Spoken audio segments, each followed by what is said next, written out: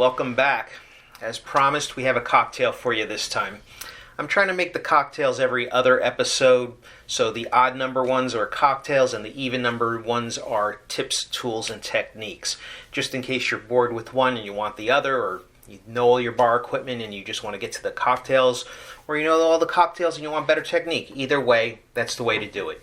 Tools, tips, and techniques for the even number episodes, and strict cocktail recipes, all the odd number episodes. Now, it's a little bit cooler out there now. So we went from 90 degrees, now it's in the mid 80s. Still humid, but perfect weather for a daiquiri because that was invented in Cuba. And one of Ernest Hemingway's favorites was the daiquiri. They say that's where it was invented, and he would have a whole bunch of them. I'm going to use the lighter recipe today. If you look online, you'll see the recipes go from anywhere from 2 ounces to 2.5 ounces. I'm going to be using the lighter recipe this afternoon. So with this, there's really 3 ingredients. That's your lime, simple syrup, and rum. The rum obviously is very important because that's what's going to give it the most flavor.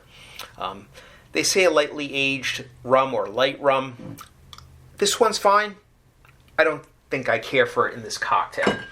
So we're going to move to a different type of rum. Of course, the original was made with Cuban rum. But instead of using the Cuban rum today, I'm going to be using a Panamanian rum. These are both aged 3 years, but notice the difference in color. I actually prefer the taste of this Martí over Havana Club. I love Havana Club, but the only one I really like is the Añejo or the Special 7-year. So since we are going to be tasting a lot of rum in this cocktail, I'm going to put the Cuban one aside from now and save that for a special occasion. And I'm going to use something that my old tried and true Martí by Chatham Imports. So obviously the first thing you want to do is get your lime juice squeezed, get your garnish in place so you don't mess around. That just goes in there last. So I'm going to be using 3/4 of an ounce of lime juice. Shaker full of ice. And again, you're going to get varying results if you search for how much simple syrup. Since I'm using a Demerara syrup today, I'm going to go with the darker rum. I just like the taste better. Again, if you look online, you're going to get calls from anywhere from 1/2 ounce to 3/4 an ounce of syrup. I don't like my drinks overly sweet. I'm only going to use 1/2 ounce of this.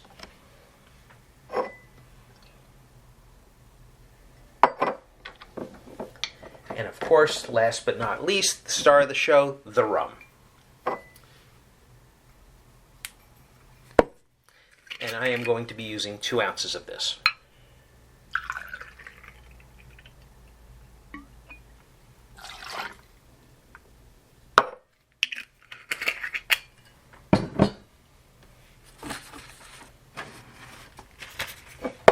Put your cocktail napkin down.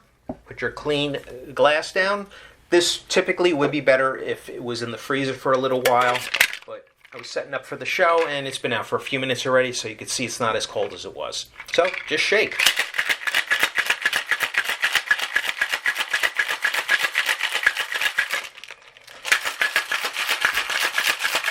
And once you feel this start to get cold, so cold you can't hold it anymore, that's when you're ready to pour.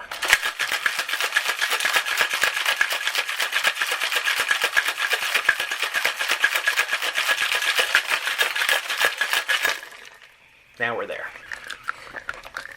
So you just break that suction. And we want to double strain this. And here's where mixology comes in over bartending. We're going to double strain this, which means we're going to put a strainer on it. But then we're going to put it through another strainer to get all those shards of ice out of there.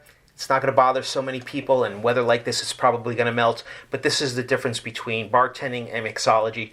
You're going the extra mile to really make this a satisfying experience and create a craft cocktail.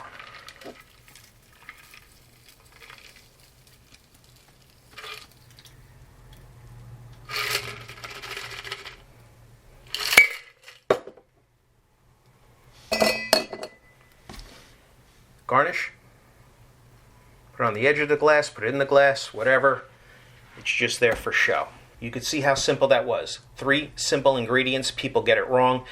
Definitely don't. If you walk into a bar and you see one of those slushy machines like at the convenience stores, the 7-Eleven, the Wawa, the whatever, order something else. Order a beer. You're better off. Let's give it a taste. Cheers. Delicious.